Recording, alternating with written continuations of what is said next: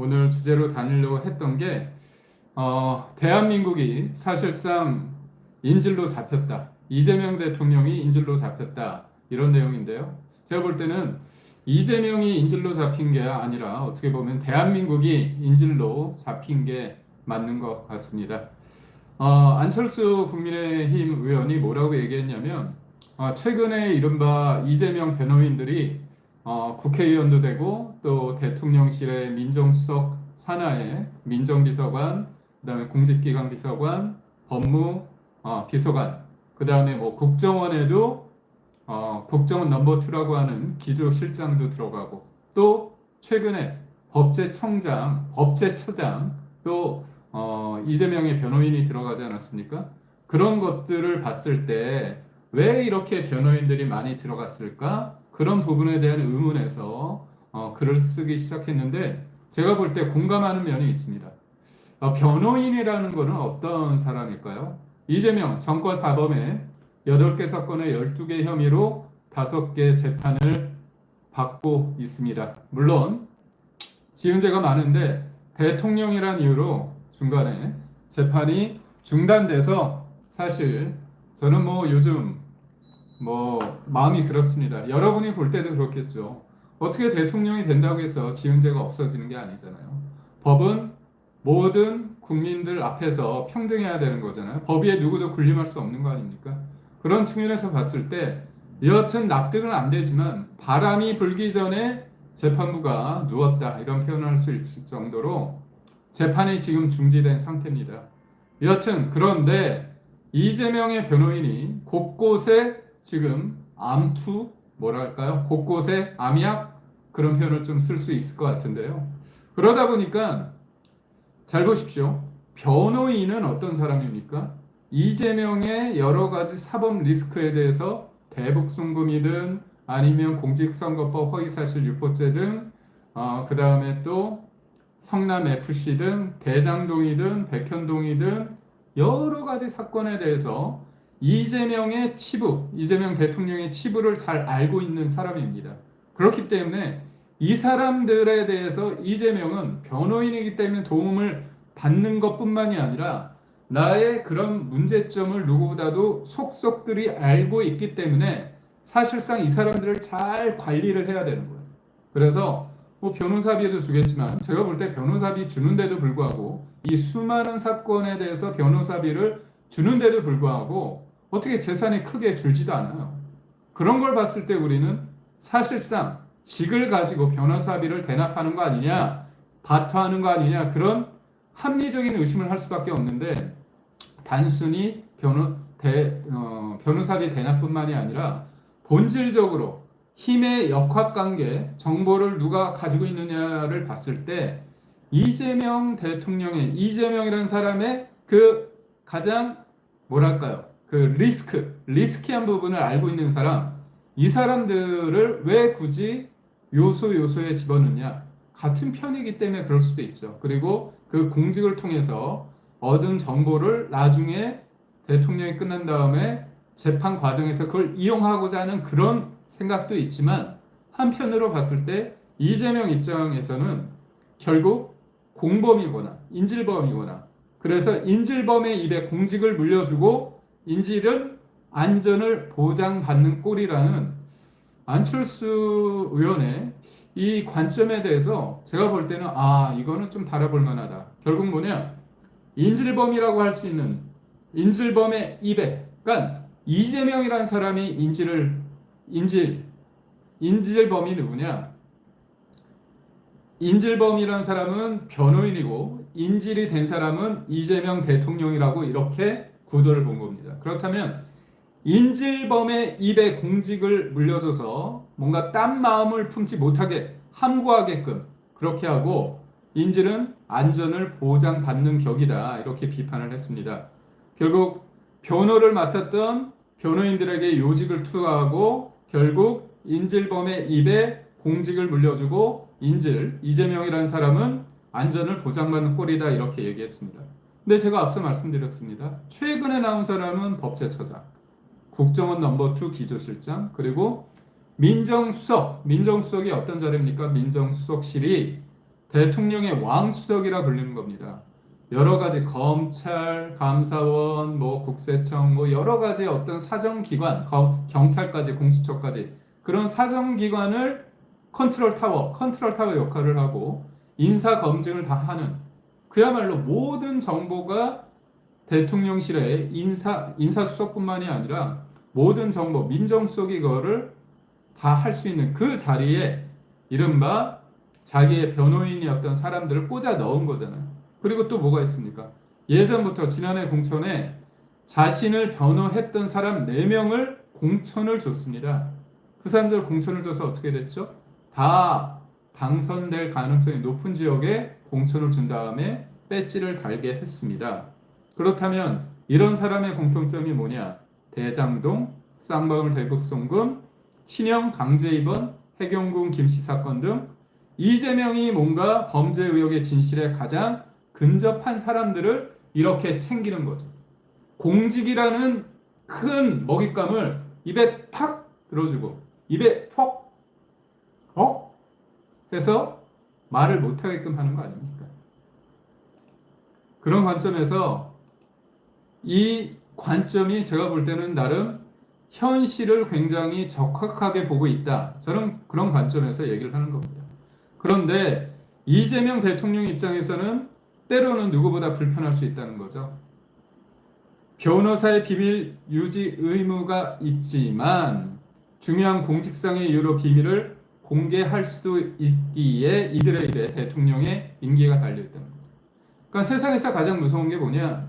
너의 과거를 알고 있다. 그런 사람들이 가장 무섭잖아요. 그런 관점에서 봤을 때 참 무서운데, 여러분 지금 댓글 한번 올려주시겠어요? 제가 PC상의 댓글은 많이 올라오고 있는데 이 휴대전화상의 댓글은 잘 올라오지 않는 것 같아서 이게 뭔가 제가 잘못됐나? 그런 건 아닌 것 같은데 희한하네요. 제가 잘 몰라서 그러는데 여하튼 지금 진행은 되고 있으니까 큰 문제는 없는 것 같습니다. 그런데 여러분 하트도 한번 좀 눌러주시겠어요? 하트가 희한하네요. PC상에서는 되는데 지금 제가 보고 있는 그 휴대전화로 찍고 있는데 이 부분에 있어서는 전혀 그게 나오지 않고 있습니다. 뭐 찢은 인사도 지 맘대로 그런 사람이죠. 맞습니다. 변호인들이 핵폭탄이 될 수도 있어요. 수 틀리면 불겠다 그러겠죠. 그래서 수 틀리지 않게 관리하고 있는 겁니다.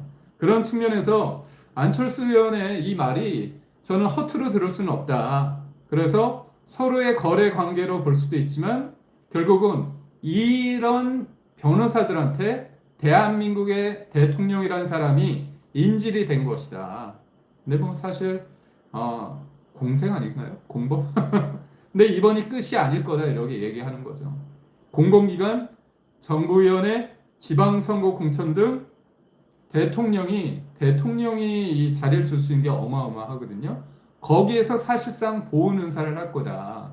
딴 생각 품지 못하게끔 입에 먹잇감을 계속 끊임없이 넣어줄 거다.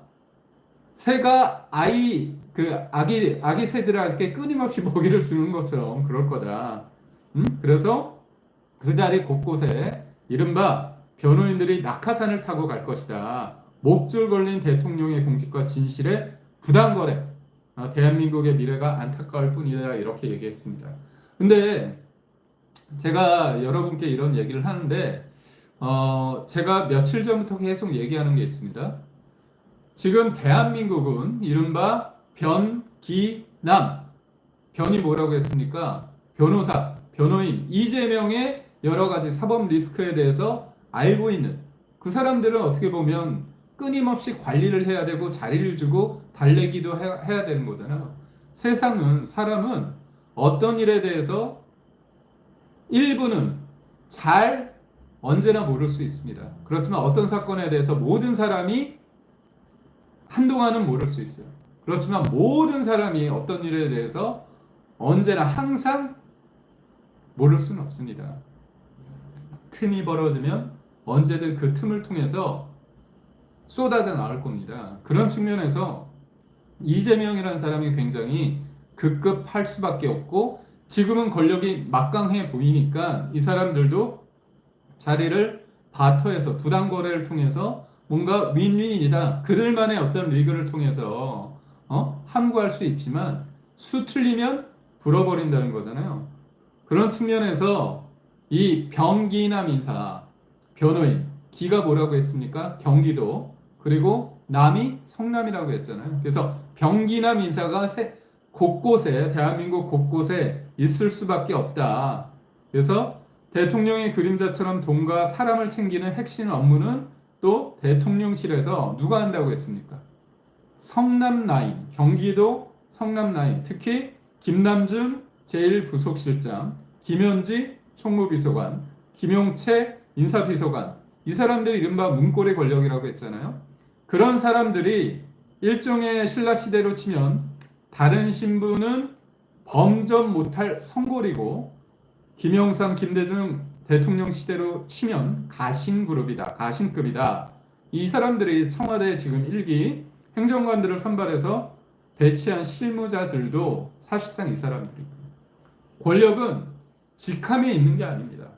권력은 대통령과 얼마나 물리적으로 가까이 있느냐에 따라 비례합니다. 특히나 이렇게 의심이 많은 이재명에게는 옛날부터 성남 시절부터 그리고 경기도 시절부터 같이 했던 사람들이 가장 믿을 사람이고 그렇게 권력 관계가 이루어졌기 때문에 말을 편하게 본인의 속마음을 드러낼 수 있다는 거죠. 그래서 본인이 예전에 했던 정진상이냐 김인섭이냐 김용이냐 이런 사람들 측근그룹이 언제부터 있던 사람입니까? 근데 이재명이라는 사람은 참 그런 게 본인의 측근이라고 할 수 있는 사람이 있지 않습니까? 뭐 김용이나 정진상 정도 되면 내 측근이라고 말할 수 있다. 이렇게 공개적으로 얘기했던 그런 사람들 있지 않습니까? 지금 김인섭 씨는 본인의 성남시장 시절에 선대 본부장 역할을 했습니다. 그 사람이 어떻게 됐습니까? 백현동 최혜종 대법원 확정 판결 받아서 징역형에 추징금만 한 70억 원 받았습니다. 백현동에 1단계에서 4단계까지 4단계가 올라오지 않았습니까? 자연녹지에서 준주거 지역인가요? 거기까지 4단계 상승했는데 그때 이른바 백현동 로비스트로 한 사람 아닙니까? 그리고 김용은 어떻습니까? 이재명의 경선 자금에서 했고 정진상도 뇌물 관련해서 했고 그러니까 본인의 측근이라고 하는 사람들이 다 돈 문제로 결부된 사람들입니다. 그런데 이렇게 본인이 믿을 만한 사람들이 끝에 그 수혜자는 명확하게 이재명이라는 사람, 이재명 대통령이기 때문에 검찰이 그렇게 되고 지금 재판이 진행되는 과정 속에서 이게 딱 대통령이 됐다는 이유로 홀드가 된 거잖아요. 그런 측면에서 거기에 모든 것들을 변호했던 사람들, 그 사람들한테 챙겨줘야 될 것들이 있는 겁니다. 정진상, 김용, 김인석, 기타 등등 그런 사람뿐만이 아니라 변호인을 맡았던 그 사건에 그 사람들까지 딱 해가지고 지금 신났죠. 아주 신나가지고 그냥 요소요소에 이렇게 노골적인 사람들은 없었습니다. 본인들의 신복, 내 변호를 맡은 사람들한테 공적인 자료를 주고 있어요. 그 사람들 세금 황당하지 않습니까? 그런데 여기에 이재명 대통령이 가장 신경 써야 될 사람이 있습니다. 만약에 이 사람이 지금 교도소에 있거든요. 교도소에 없다고 한다면 제가 볼 때 총리까지 줘야 될 만한 사람이 있습니다. 그 사람의 입을 꽉 제가 볼 때 한 2명 정도는 되는 것 같아요. 2명. 김용 아니다. 3명이다. 김용, 김만배 그리고 마지막에 누굴까요? 여러분 한번 생각나는 분이 있을까요? 여러분 이재명이 머릿속에 굉장히 고민덩어리 이 사람이 말을 조금이라도 하면 뭘까요?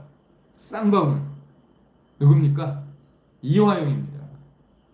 이화영이라는 사람이 가장 골칫거리예요.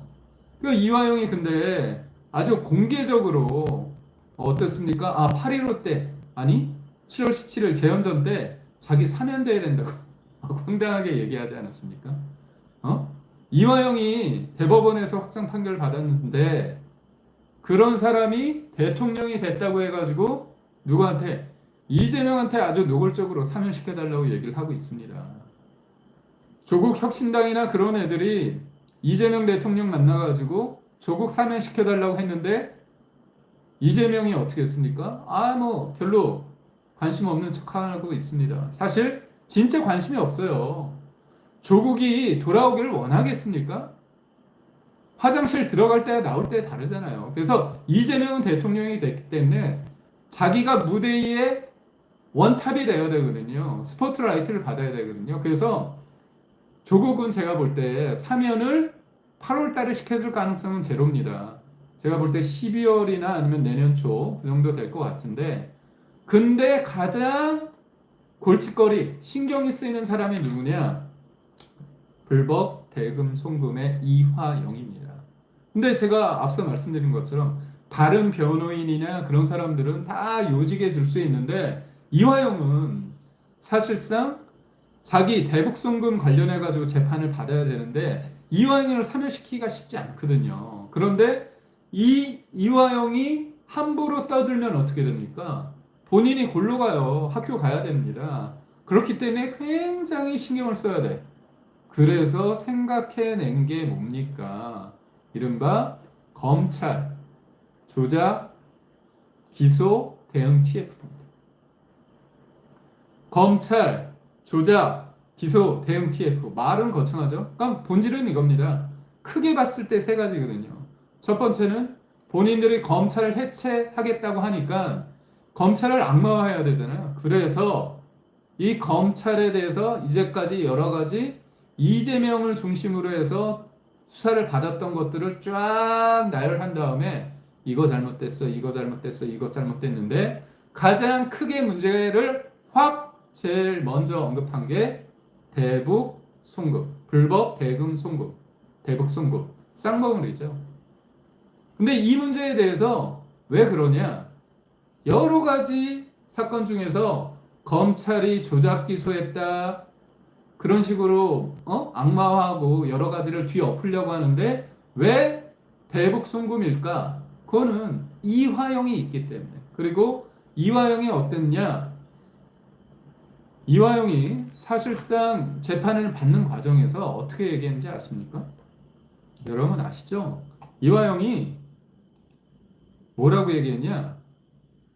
나는 대북 송금한 내용을 이재명 당시 경기도지사에게 보고했다. 이렇게 얘기했습니다. 이렇게 얘기했기 때문에 식업한 거죠.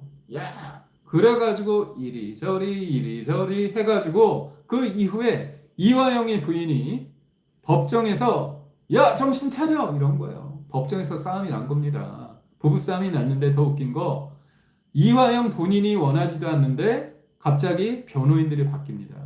그러고 나서 어떤 일이 있었냐? 이화영이 나 검찰에 회유당해가지고 그렇게 처음에 내가 대북 송금 관련해서 이재명 경기도지사에게 얘기했다 하면서 검찰에 회유됐었다 얘기를 하는 거예요. 그때부터 뭐 연어회, 소주회 뭐 그런 얘기 회유당했다고 술자리 회역, 술 파티 뭐 민주당과 얘네들은 이런 페임 회유당했고 검찰에 회유당했는데 그때 술 파티래. 근데 더 재밌는 게 뭐냐? 이게 거짓말을 하려고 해도 뭔가 일관성이 있어야 되잖아요. 근데 깨지는 겁니다. 처음에 술 먹었던 장소, 시간, 그게 얘기를 했는데 그게 다 탄핵이 되는 거예요. 왜냐면 그때 거기에 있었는지 검찰을 조사를 받았는지 그게 이른바 아구가 맞아야 되잖아요. 자기가 교도소에 있다가 나와가지고 수사를 받았는데 자기가 뱉어냈던 날짜와 시간과 장소가 안 맞는 거예요. 심지어 나중에는 어떻게 됩니까? 내가 술을 마셨는지 처음에는 술을 먹고 얼굴이 빨개졌다 얘기하다가 나중에는 내가 이렇게 열었는데 술 냄새가 나가지고 안 마셨다 얘기까지 하는 거예요. 그럼 말이 안 되잖아요. 술을 언제 어디서 먹었는지도 헷갈리는데 더 웃긴 건 실제로 내가 음주 여부도 모른다는 거잖아요. 이건 소설이잖아요. 그래서 1심, 2심, 3심 이화영 관련해서 다 유죄가 나왔습니다. 그런데 대통령이 이재명 되니까 생사 여탈권